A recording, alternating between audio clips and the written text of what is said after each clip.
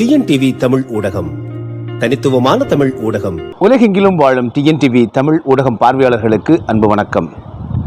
திருவருட் பிரகாச ராமலிங்க வள்ளற்பெருமானாருடைய 106 ஏக்கர் பெருவெளியை தொட்ட காலத்திலிருந்தே திமுக அரசிற்கு தொடர்ந்து அவப்பெயர்களும் ஊழல் குற்றச்சாட்டுகளும் பல்வேறு தரப்பான நெருக்கடிகளும் தொடர்ந்து நீடித்து கொண்டே இருப்பதை பார்க்கலாம். ஆட்சி அதிகாரத்தின் மீது மக்களுக்கு நம்பிக்கையற்று போயிருப்பதையும் பார்க்கலாம். தலைமை ஒருபுறம் ஒரு திசையில் பயணிக்க அதனுடைய கட்சி தொண்டர்களும் அதிகாரிகளும் வெவ்வேறு திசைகளில் பயணித்து ஒட்டுமொத்தமாக ஆட்சிக்கு அவப்பெயரை உண்டாக்கி கொண்டிருக்கிறார்கள் என்பதை நாம் பார்க்க முடிகிறது.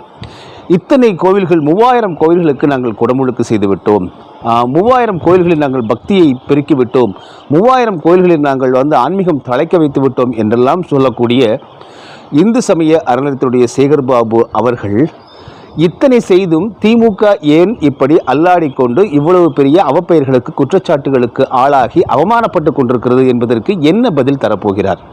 நீங்கள் இத்தனை கோயில்களை நீங்கள் அறநிலையத்துறை ஒரு அறத்தோடு நடந்து இத்தனை கோவில்களையும் நீங்கள் 3000 கோவில்களில் குடமுழுக்கு நடத்தி இங்கே ஆன்மீகத்தை நீங்கள் தழைக்க வைத்திருந்தால், அறத்தை தழைக்க வைத்திருந்தால், திமுக எதற்காக இத்தனை அசிங்கப்படுகிறது, இத்தனை அவமானப்படுகிறது? அதிலும் குறிப்பாக ஊழல் குற்றச்சாட்டுகள். நீங்கள் பார்த்தீங்கன்னா வடலூர் திருவருட் பிரகாச ராமலிங்க வள்ளற்பெருமானாருடைய பெருவழித்தலத்தை அங்கே நீங்கள் கட்டக்கூடாது. அது அமைதியும் அன்பும் தயவும், அதே போல செத்தாரை எழுப்பக்கூடிய உத்தரஞான சிதம்பரம் என்று அழைக்கக்கூடிய அந்த 106 ஏக்கர் வெட்டவெளி பெருவெளி தலத்தை அதற்குள் இந்த சர்வதேச மையம் உள்ளிட்ட எந்த கட்டுமானங்களும் கட்டக்கூடாது என்று அனைவருமே அவ்வளவு அன்பாக எடுத்து கூறியும் அவற்றையெல்லாம் அலட்சியம் செய்து செருப்பு காலால் எப்படி ரோசா பூவை மிதிப்பது போல சேகர்பாபுவும் திமுக தலைமையும் அங்குள்ள அந்த 106 ஏக்கர் பெருவெளி தலத்தை மிதித்தது. அதே போல அதற்கு ஆதரவாக குரல் கொடுத்த பார்வதிபுரம் மக்கள் 200 பேர் மீது அவர்கள் வழக்கு பதிவு செய்தார்கள். பிணையில் வர முடியாத, வெளிவர முடியாத வழக்குகளை பெண்கள் மீது பாய்ச்சினார்கள். போராட்டம் நடத்த வந்தவர்கள் மீது கண்ணீர் புகை குண்டு வீசுவதற்கு தயாராக இருந்தார்கள். தடியடி நடத்துவதற்கு அதிரடிப்படையை வைத்திருந்தார்கள். அதே போல தண்ணீர் பீச்சி அடித்திருக்கக்கூடிய வஜ்ரா வாகனங்களை வைத்துக்கொண்டு இவர்கள் பெருவெளித்தலத்தை காப்பாற்றுவதற்காக முன்வந்த அப்பாவி மக்களை எல்லாம் எப்படி ஒரு ஆதிக்க மனோபாவத்தில், ஒரு கொடுங்கோன்மை மனோபாவத்தில் அடக்கி ஆண்டார்கள். இதெல்லாம் நடந்து அங்கே அவர்கள் சென்னையில் இருந்து கொண்டு மு கருணாநிதி ஸ்டாலின் அவர்கள் சென்னையில் அமர்ந்து கொண்டு அங்கே பார்த்திங்கன்னா வடலூர் பெருவெளித்தலத்துக்குள்ளே நாங்கள் அடிக்கல் நாட்டுகிறேன் என்று சுவிட்ச் மூலமாக தட்டி அடிக்கல் நாட்டினார். அப்பொழுதே தமிழ் தேசிய பேராசான் மணியரசன் அவர் தெள்ள தெளிவாக கேட்டார், இது என்ன கக்கூசா கட்டுறீங்க, இவ்வளவு அவமானப்படுத்துறீங்க வள்ளற்பெருமானாரை, ஏன் வடலூருக்கு அந்த தளத்தில் என்ன செய்ய முடியாதா என்றெல்லாம் கேள்வி எழுப்பினார்.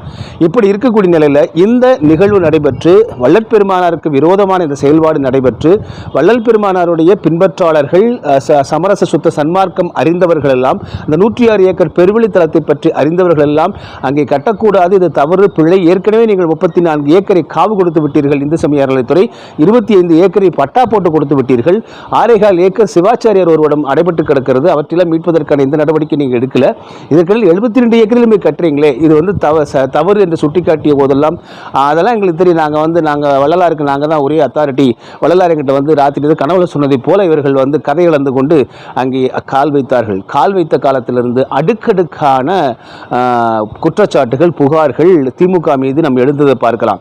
இந்த வள்ளற்பெருமானாருடைய 106 ஏக்கர் பெருவெளி தலத்தை சிதைத்து அங்கே சர்வதேச மையம் என்பதை கட்டப்போகிறோம் என்று சிலர் குழி தோண்டி ஒரு தண்ணீர் ஊற்றி அங்கே பூக்களை இட்டு அதுதான் அடிக்கல் நாட்டினோம் என்று சொன்னார்கள். சொன்ன 4-5 நாட்களிலேயே பார்த்தீங்கன்னா திமுகவினுடைய அயலக நிர்வாகி ஒருவர் அவர் போதை மருந்து கடத்தல் வழக்கில் வசமாக சிக்கினார். இதுதான் தொடக்கம். நீங்கள் வேணும்னா போய் டைம்லைன் எடுத்து பாருங்கள். நாங்கள் ஜீபூம்ப கதையெல்லாம் சொல்லலை. சரியாக சில நாட்களுக்குள் அவர் மாட்டினார். அப்போவே முதலாக திமுகவினுடைய அயலக பொறுப்பில் இருந்து கொண்டு ஒரு செயலாளர் பொறுப்பில் இருந்து கொண்டு ஒருவர் போதை மருந்து பன்னாடுகளுக்கு கடத்தி இருக்கிறார் என்பது வெடிக்குது. அதற்கு பிறகு நீங்கள் படிப்படியாக பார்த்தீங்கன்னா ஒவ்வொரு சேகர்பாபு மீது பல குற்றச்சாட்டுகள் எழுந்தன, நெருக்கடிகள் எழுந்தன. சேகர்பாபுவின் குடும்பத்திலேயே அது பிரச்சனையானது. அதே போல் திமுக குடும்பத்திற்குள் ஏராளமான பிரச்சனைகள் வந்தன. திமுக மீது அடுக்கடுக்கான குற்றச்சாட்டுகள். இப்போ நீங்கள் பார்த்தீங்கன்னா போதை மருந்து கடத்தல் வழக்கில் தொடங்கி தற்பொழுது டாஸ்மாக், அதே மதுபான, அது போதை, இதுவும் போதை, டாஸ்மாக் நிர்வாகத்தில் 1000 கோடி ஊழல் என்று அமலாக்கத்துறை குற்றம் சாட்டி இது தொடர்பாக அவர்கள் விசாரிக்கும் பொழுது உதயநிதி ஸ்டாலினுடைய வலது இடது கரமாக இருக்கக்கூடிய 3 இளைஞர்கள் அவர்கள் வெளிநாட்டுக்கு தப்பி ஓடி இருக்கிறார்கள். இப்பொழுது வந்து பார்த்தீங்கன்னா முதலமைச்சர் மு.க. ஸ்டாலின் நரேந்திர மோடி பிரதமர் அவர்களை சந்திக்கிறார். சந்திரபாபு நாயுடை வைத்துக் கொண்டே சந்திக்கிறார். சந்திரபாபு நாயுடைய தயவில் தான் தற்பொழுது மத்திய பாஜக அரசே இயங்கிக் கொண்டிருக்கிறது. எனவே சந்திரபாபு நாயுடு பிடித்து வந்து அவர் மூலமாக நரேந்திர மோடி அவர்களை சந்தித்து விட்டு வந்திருக்கிறார். இதற்கிடையில் வந்து பார்த்தீங்கன்னா துர்கா ஸ்டாலின் அவர்கள் பாரதிய ஜனதா கட்சியினுடைய மூத்த தலைவர் ஒருவரான இல கணேசன் அவர்கள் வீட்டிற்கே சென்று அவருடைய சதாபிஷேகத்தில் கலந்து கொண்டு வந்திருக்கிறார். இப்படி இவர்கள் வந்து பார்த்தீங்கன்னா ஒருபுறம் பாஜகவோடு நெருக்கமாகி உறவு கொண்டாடுவதை நாம் பார்க்க முடிகிறது. இவ்வாறெல்லாம் தங்களுடைய மகன் மீது உள்ள குற்றச்சாட்டுகள், களங்கங்களை, திமுகவின் மீது களங்கங்களை இவர்கள் மறைத்துக் கொள்ளலாம் என்று பார்க்கிறார்கள். ஆனாலும் கூட இன்று உலக அளவில் திமுக என்பது கடந்த காலங்களில் பல்வேறு விதமான ஊழல் குற்றச்சாட்டுகள் அது இருந்தாலும் கூட அதே போல வந்து பார்த்தீங்கன்னா இது ஒரு விதமான சட்டம் ஒழுங்கை பராமரிக்கக்கூடிய கட்சி இல்லை, மக்களுக்கு பாதுகாப்பான கட்சி இல்லை, ரவுடிகள் ஆதிக்கம் அதிகமாக இருக்கக்கூடிய கட்சி என்றெல்லாம் பெயர் எடுத்த போது திரு மு.க. ஸ்டாலின் அவர்கள் என்ன சொன்னாங்க, கடந்த காலத்தின் தவறுகள் எல்லாம் இனிமேல் நடக்காமல் பார்த்துக் கொள்கிறோம், எங்களுக்கு வாக்களிங்கன்னு சொல்லி தான் வாக்களித்தாங்க. எனவே அந்த அடிப்படையில் அவர்களுக்கு வாக்களிக்கப்பட்டது. அதே போல பாரதிய ஜனதா கட்சி இங்கே காலூன்றி விடக்கூடாது என்கிற எண்ணத்தில் மக்கள் வாக்களித்தார்கள். ஆனால் இவர்கள் செய்ததெல்லாம் என்ன?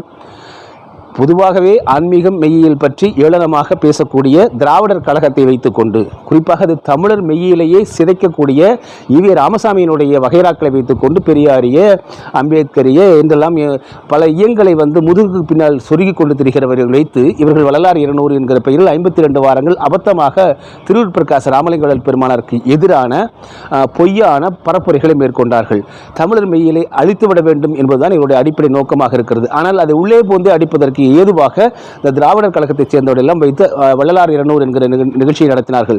அதே திராவிட பேரவையைச் சேர்ந்த ஒருவரை வைத்துக்கொண்டு, ஒரு சில குழுக்களை வைத்துக்கொண்டு அவர்கள் தான் என்ன சொன்னாங்க, அங்கே வந்து கமர்ஷியல் வணிக கட்டணம் போல கட்டி அன்றாடம் 1000 பேரை வர சொன்னால் வருமானம் நல்லா வரும், கல்லா கட்டலாம் என்றெல்லாம் ஒரு தவறான பிழையான சிந்தனைகளை இந்து சமய துறைக்கு கொடுத்து அங்கேதான் உள்ளே தான் கட்ட வேண்டும் என்பதை சொல்லி அவர்கள் தங்களுக்கான ஏதோ ஒரு நலன்களுக்காக ஒரு சித்த மருத்துவம், ஒரு முதியோர் இல்லத்தை வைத்துக்கொண்டு காலம் ஓட்டி விடலாம், தங்கள் வாரிசுகளுக்கு சொத்து சேர்த்து விடலாம் வள்ளலார் பெயரில் என்றெல்லாம் நப்பாசையுடன் செயல்பட்ட அவருடைய பேச்சை கேட்டு இந்து சமய அறநிலையத்துறை செய்த தவறுதான் இன்று வந்து பார்த்தீங்க அப்படின்னா வள்ளல் பெருமானுடைய இந்த பெருவிழை தளத்தில் கை வைத்தும் கால் வைத்தும் திமுக படாத அவமானங்களை பட்டு கொண்டிருக்கிறது.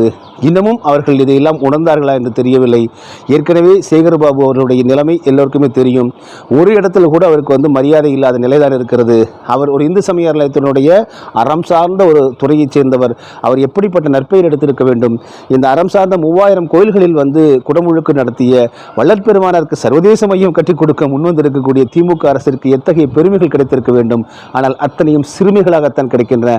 அத்தனையும் அவமானங்களாகவும் அசிங்கங்களாகவும் ஒட்டுமொத்தமாக திமுக என்பதே வந்து பார்த்தீங்கன்னா ஒரு ஊழல் மலிந்த கட்சி. அது வந்து குறிப்பாக முதல் குடும்பத்திலேயே தற்பொழுது அதை நோக்கியே வந்து பயணம் செய்திருப்பதை பார்க்கிறோம். உதயநிதியை நெருங்கி இருக்கிறது இந்த குற்றச்சாட்டுகளும் ஊழல் குற்றச்சாட்டுகளும். நெருங்கிய நண்பர்களே தப்பி ஓடி இருக்கிறார்கள்.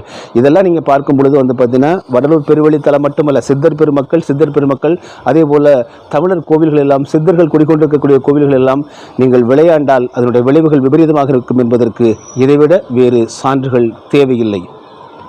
மீண்டும் மற்றொரு காணொலியில் உங்களை சந்திக்கிறேன். அதுவரை நன்றி, அன்பு, வணக்கம். டிஎன்டிவி தமிழ் ஊடகம், தனித்துவமான தமிழ் ஊடகம்.